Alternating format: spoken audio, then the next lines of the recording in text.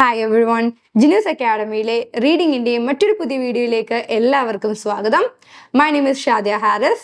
First of all, on behalf of Genus Academy, I wish you all a very happy and prosperous new year. OET reading part time skip ചെയ്തുകൊണ്ട് score കൂട്ടാം. ഞെട്ടിയല്ലേ? ഉറപ്പായിട്ടും ഞെട്ടും. കാരണം skipping എന്ന് പറയുന്നത് ഭയങ്കര risky ആയിട്ട് നിങ്ങൾക്ക് തോന്നുന്ന ഒരു കാര്യമാണ് അല്ലേ?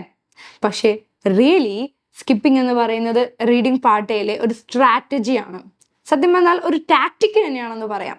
ഓക്കെ, OET റീഡിംഗ് പാർട്ടയിൽ സ്കിപ്പ് ചെയ്യുന്നെങ്കിൽ ഉറപ്പായും നമുക്ക് നല്ല സ്കോർ കിട്ടും. എങ്ങനെയാണെന്ന് അറിയണ്ടേ? സ്കിപ്പ് ചെയ്യണമെന്ന് പറയുമ്പോൾ പലരും വിചാരിച്ചിരിക്കുന്നത് ആ ക്വസ്റ്റ്യൻ അവോയ്ഡ് ചെയ്യണം എന്നാണ്. എന്നാൽ അതല്ല സ്കിപ്പിംഗ്. താൽക്കാലികമായിട്ട് ആ ക്വസ്റ്റ്യനെ അറ്റൻഡ് ചെയ്യാതിരിക്കുന്നതിനാണ് നമ്മൾ സ്കിപ്പിംഗ് എന്ന് പറയുന്നത്. സ്കിപ്പിംഗ് ചെയ്യുകയാണെങ്കിൽ ഉറപ്പായിട്ടും പാർട്ട് എ റീഡിങ്ങിന്റെ സ്കോർ കൂട്ടാൻ വേണ്ടിയിട്ട് അത് ഹെൽപ്പ് ചെയ്യും. കൂടാതെ ടൈം മാനേജ്മെന്റിനും വളരെയധികം യൂസ്ഫുൾ ആയിട്ടുള്ള ഒരു സ്ട്രാറ്റജിയാണ് സ്കിപ്പിംഗ്. പലർക്കും ഉള്ളൊരു ടെൻഡൻസിയാണ് ക്വസ്റ്റ്യൻസ് ഓർഡറിൽ ചെയ്യാന്നുള്ളത്.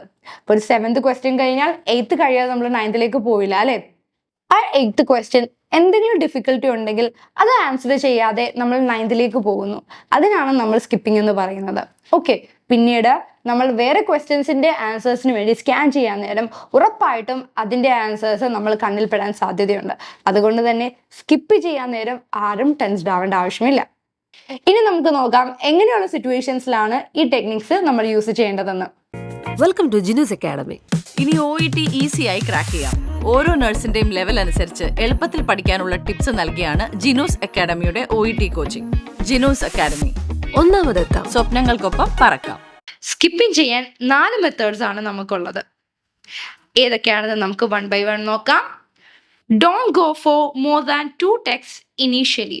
2ൽ കൂടുതൽ ടെക്സ്റ്റുകൾ നമ്മൾ ആദ്യം തന്നെ വായിക്കാതിരിക്കുക. ഓക്കെ, നമുക്കറിയാം ഒരു ക്വസ്റ്റ്യൻസ് വായിച്ചതിന് ശേഷം നമ്മൾ അതിൻ്റെ ആൻസർ കണ്ടുപിടിക്കാൻ വേണ്ടിയിട്ട് ടെക്സ്റ്റ് സ്കിം ചെയ്തത് സ്കാൻ ചെയ്യാൻ വേണ്ടിയിട്ട് പോകും അല്ലേ? ഓക്കെ, ആ സമയത്ത് ഒരു ടെക്സ്റ്റിൽ നിങ്ങൾ ആ ആൻസർ കണ്ടെത്തിയില്ല, 2ാമത്തെ ടെക്സ്റ്റ് വായിച്ചു അതിലും ആൻസർ കണ്ടെത്തിയില്ല എങ്കിൽ ഒരിക്കലും 3ാമത്തെ ടെക്സ്റ്റിലേക്ക് ആൻസറിന് വേണ്ടിയിട്ട് പോകരുത്. 2 ടെക്സ്റ്റ് വായിച്ചപ്പോൾ തന്നെ നമ്മുടെ ടൈം ഒരുപാട് പോയിട്ടുണ്ട്.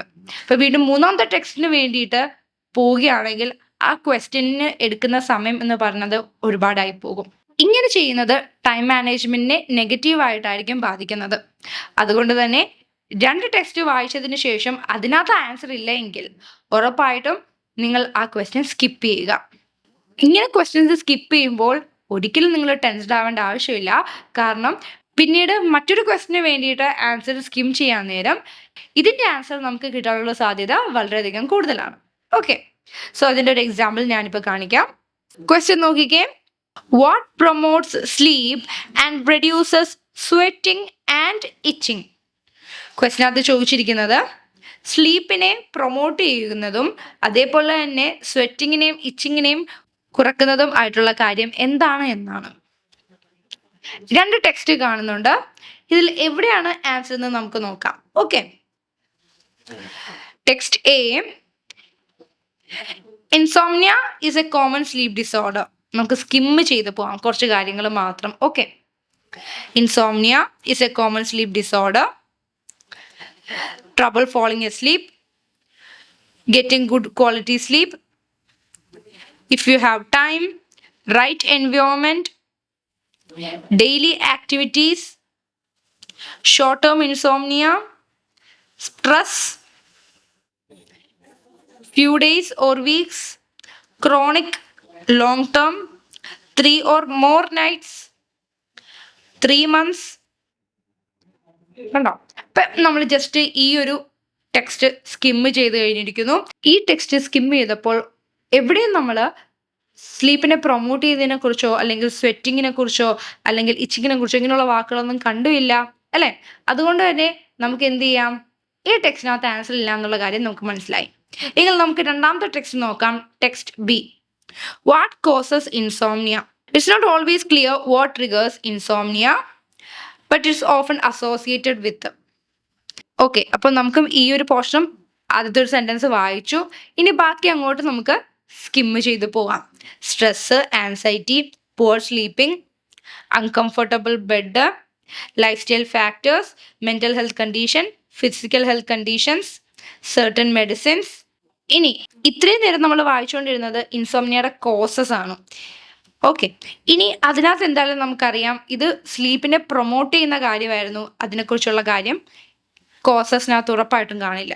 ഇനി what you can do about it എന്ന് പറഞ്ഞിരിക്കുവാണ് അല്ലേ. അപ്പം അതിന് വേണ്ടിയിട്ടുള്ള റെമഡീസിനെ കുറിച്ചാണ് സംസാരിക്കാൻ പോകുന്നത്. ചിലപ്പോൾ അത് അതിനകത്തുണ്ടോ എന്ന് നമുക്ക് നോക്കാം. There are a number of things you can try to help yourself get a good night's sleep if you have insomnia. These include regular times, relaxing before bedtime, thick curtains, avoiding caffeine, not watching TV, not napping during the day.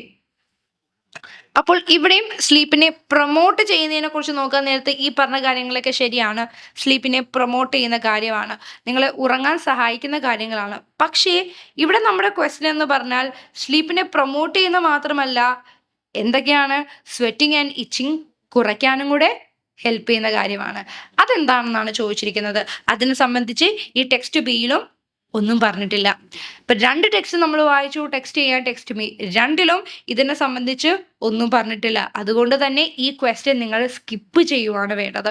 Okay, പിന്നീട് questions ഒക്കെ attend ചെയ്തതിന് ശേഷം നിങ്ങൾക്ക് ഇതിലേക്ക് തിരിച്ചു വരാവുന്നതാണ്. Okay, എങ്കിൽ സ്കിപ്പിങ്ങിന്റെ രണ്ടാമത്തെ റീസണിലേക്ക് പോകാം. Avoid lengthy questions initially. തുടക്കത്തിൽ തന്നെ ലെങ്തി ക്വസ്റ്റ്യൻസ് അറ്റൻഡ് ചെയ്യാതിരിക്കുക. നമുക്കറിയാം ലെങ്തി ക്വസ്റ്റ്യൻസ് ആണെങ്കിൽ നമ്മൾ പാനിക് ചെയ്യാനുള്ള സാധ്യത കൂടുതലാണ്. അങ്ങനെയുള്ള ക്വസ്റ്റ്യൻസ് കാണുമ്പോൾ നമ്മൾ എത്രമാത്രം സ്കാൻ ചെയ്താലും ആൻസേഴ്സ് കിട്ടാൻ വളരെ ബുദ്ധിമുട്ടായിരിക്കും. കൂടുതൽ കീവേഡ്സ് കാണും. അതുകൊണ്ട് തന്നെ നമുക്ക് ആൻസേഴ്സ് എവിടെ നിന്ന് ഫൈൻഡ് ചെയ്യണം എന്നൊക്കെ അറിയാൻ വേണ്ടിയിട്ട് ബുദ്ധിമുട്ടായിരിക്കും. ഓക്കെ, അങ്ങനെ ഒരു സിറ്റുവേഷൻ വരുവാണെങ്കിലും നിങ്ങൾ എന്ത് ചെയ്തേക്കുക, ആ ക്വസ്റ്റ്യൻ സ്കിപ്പ് ചെയ്തേക്കുക. പിന്നീട് നമുക്ക് അറ്റൻഡ് ചെയ്യാവുന്നതാണ്. ഒരു എക്സാമ്പിൾ നമുക്ക് നോക്കാം. What of the fluorescence apart from the pattern is determined by a healthcare provider during fluorescent anti-nuclear antibody tests? നമുക്കറിയാം യൂഷ്വലി റീഡിംഗ് പാർട്ടിലെ ക്വസ്റ്റ്യൻസ് എന്ന് പറയുന്നത് ഒറ്റ ലൈനിൽ നിൽക്കുന്ന ക്വസ്റ്റ്യൻസ് ആയിരിക്കും. ഓക്കെ, പക്ഷേ ചില സമയത്ത് 1.5 സെൻറ്റൻസ് ഒക്കെ പോകലുമുണ്ട്. ഇങ്ങനെ ലെങ്തി ആയിട്ടുള്ള ക്വസ്റ്റ്യൻസ് നമുക്ക് സ്കിപ്പ് ചെയ്യാവുന്നതാണ്. നമുക്കെങ്കിൽ മൂന്നാമത്തെ മെത്തേഡിലേക്ക് പോകാം. If you can't find strong keywords, then skip the question. Strong keywords ആ ഒരു ക്വസ്റ്റിനകത്തില്ലെങ്കിൽ ആ ക്വസ്റ്റിന് നമുക്ക് എന്ത് ചെയ്യാം, സ്കിപ്പ് ചെയ്യാം. അതിനൊരു എക്സാമ്പിളാണ് കാണിക്കാൻ പോകുന്നത്. നമുക്കറിയാം എല്ലാ ക്വസ്റ്റിനകത്തും എന്താണ്, നമുക്ക് ആൻസർ ഡിറ്റർമൈൻ ചെയ്യാൻ വേണ്ടിയിട്ടുള്ള എന്തെങ്കിലും ഒരു കീവേഡ് ഉണ്ടായിരിക്കും അല്ലേ. ഏത് ടെക്സ്റ്റിലേക്കാണ് പോകേണ്ടത്, എവിടെ ആയിരിക്കും ആൻസർ എന്നൊക്കെ മനസ്സിലാക്കാൻ വേണ്ടി കുറച്ച് കീവേഡ്സ് ഉണ്ടായിരിക്കും. ഇങ്ങനെ ഒരു സ്ട്രോങ് ആയിട്ടുള്ള കീവേഡ് ഇല്ലെങ്കിൽ നമുക്ക് എന്ത് ചെയ്യാം, ആ ക്വസ്റ്റ്യൻ സ്കിപ്പ് ചെയ്യാം. അതിൻ്റെ ഒരു എക്സാമ്പിൾ കാണിച്ചു തരാം. What a typical chest pain is generally described as. ഇവിടെ ജനറലി ഡിസ്ക്രൈബ്ഡ് അസ് എന്നാണ് ചോദിച്ചിരിക്കുന്നത് അല്ലേ. അപ്പം ഇങ്ങനെ വരുന്നൊരു ക്വസ്റ്റ്യൻ കോമൺ ആയിട്ട് ഒരുപാട് രീതിയിലുള്ള മേ ബി പെയിനെ കുറിച്ചോ ഒരുപാട് രീതിയിലുള്ള സിംറ്റംസിനെ കുറിച്ചോ ഇങ്ങനെയൊക്കെ പറയുമ്പോഴത്തേക്കും ഇതിനകത്തുനിന്ന് സാധാ ഒരു ക്വസ്റ്റ്യൻ ചോദിക്കുവാണെങ്കിൽ അത് ഏതാണ് എന്ന് മനസ്സിലാക്കാൻ നമുക്ക് ബുദ്ധിമുട്ടായിരിക്കും. ലൈക്ക് എങ്ങും തൊടാതെയുള്ള ഒരു ക്വസ്റ്റ്യൻ ആണെങ്കിൽ, പ്രത്യേകിച്ച് ഒരു സ്ട്രോങ് ഇനഫ് കീവേഡ് ഇല്ലെങ്കിൽ അതിനെ നമുക്ക് ഐഡന്റിഫൈ ചെയ്യാൻ ഭയങ്കര ബുദ്ധിമുട്ടായിരിക്കും. അങ്ങനെയുള്ള സമയത്തും നിങ്ങൾ ടൈം വേസ്റ്റ് ചെയ്യാതെ സ്കിപ്പ് ചെയ്യുന്നതായിരിക്കും ഏറ്റവും best. Fourth and the last method for skipping A question, if you can't understand the question, ഉറപ്പായിട്ടും നിങ്ങൾക്ക് ആ ക്വസ്റ്റ്യൻ എന്താണ് എന്ന് മനസ്സിലായില്ലെങ്കിൽ ഉറപ്പായിട്ടും സ്കിപ്പ് ചെയ്യാം കേട്ടോ. ആ ക്വസ്റ്റ്യന് വേണ്ടിയിട്ട് ഒരുപാട് സമയം ചെലവഴിക്കാതിരിക്കുന്നതാണ് ഏറ്റവും ബെറ്റർ. മനസ്സിലാവാത്ത ക്വസ്റ്റ്യൻ ആണെങ്കിൽ ഓക്കെ, അത് സ്കിപ്പ് ചെയ്തിട്ട് പിന്നീട് അറ്റൻഡ് ചെയ്യുന്നതായിരിക്കും ബെറ്റർ. അതിൻ്റെ ഒരു എക്സാമ്പിൾ നമുക്ക് നോക്കാം. What term better denotes the condition when the 2 long arms of a chromosome instead of 1 long and 1 short are separated? നോക്കിക്കേ, കുറച്ച് ലെങ്തി ആയിട്ടുള്ളൊരു ക്വസ്റ്റ്യൻ്റെ കാറ്റഗറിയിൽ നമുക്കിതിനെ പെടുത്താം. കൂടാതെ തന്നെ കുറച്ച് കോംപ്ലിക്കേറ്റഡ് ആയിട്ടുള്ളൊരു ക്വസ്റ്റ്യനും കൂടിയാണ് അല്ലേ. നമുക്ക് പെട്ടെന്ന് വായിക്കുമ്പോൾ മനസ്സിലാക്കാൻ ബുദ്ധിമുട്ടുള്ളൊരു ക്വസ്റ്റ്യനും കൂടിയാണ്. ഇങ്ങനെ വരുന്ന ക്വസ്റ്റ്യൻസിനെ നമ്മൾ ഒരുപാട് ടൈം സ്പെൻഡ് ചെയ്യാതിരിക്കുന്നതാണ് ഏറ്റവും ബെറ്റർ. ഇങ്ങനെയുള്ള ക്വസ്റ്റ്യൻസിനെ നിങ്ങൾക്ക് സ്കിപ്പ് ചെയ്യാവുന്നതാണ്. ഓക്കെ, സോ എല്ലാവർക്കും ഈ 4 മെത്തേഡ്സും മനസ്സിലായെന്ന് കരുതുന്നു. എങ്ങനെയുണ്ടായിരുന്നു ഈ വീഡിയോ? എല്ലാവർക്കും വളരെ യൂസ്ഫുൾ ആയെന്ന് കരുതുന്നു. ഈ സ്ട്രാറ്റജീസ് ആൻഡ് ടെക്നിക്സ് ഫോളോ ചെയ്യുകയാണെങ്കിൽ ഉറപ്പായും നിങ്ങൾക്ക് നിങ്ങളുടെ റീഡിങ്ങിൻ്റെ പാർട്ട് എ സ്കോർ ഇംപ്രൂവ് ചെയ്യാൻ സാധിക്കും. ഓക്കെ, ആരും സ്കിപ്പിങ്ങിന് ഇനി ഭയക്കേണ്ട ആവശ്യമില്ല. ഇത് കൂടാതെ ജിനൂസ് അക്കാഡമിയുടെ യൂട്യൂബ് പേജിൽ സ്കിമ്മിങ് ആൻഡ് സ്കാനിങ്ങിന്റെ മെത്തേഡിനെ കുറിച്ചുള്ള ഡീറ്റെയിൽ ഡിസ്ക്രിപ്ഷൻസും കൊടുത്തിട്ടുണ്ട്. ആ വീഡിയോ കൂടി കാണുകയാണെങ്കിൽ ഉറപ്പായിട്ടും പാർട്ട് നിങ്ങളുടെ കയ്യിൽ സേഫ് ആയിരിക്കും. So for more videos and ideas follow Jinu's academy. Jinu's academy, fly with your dreams.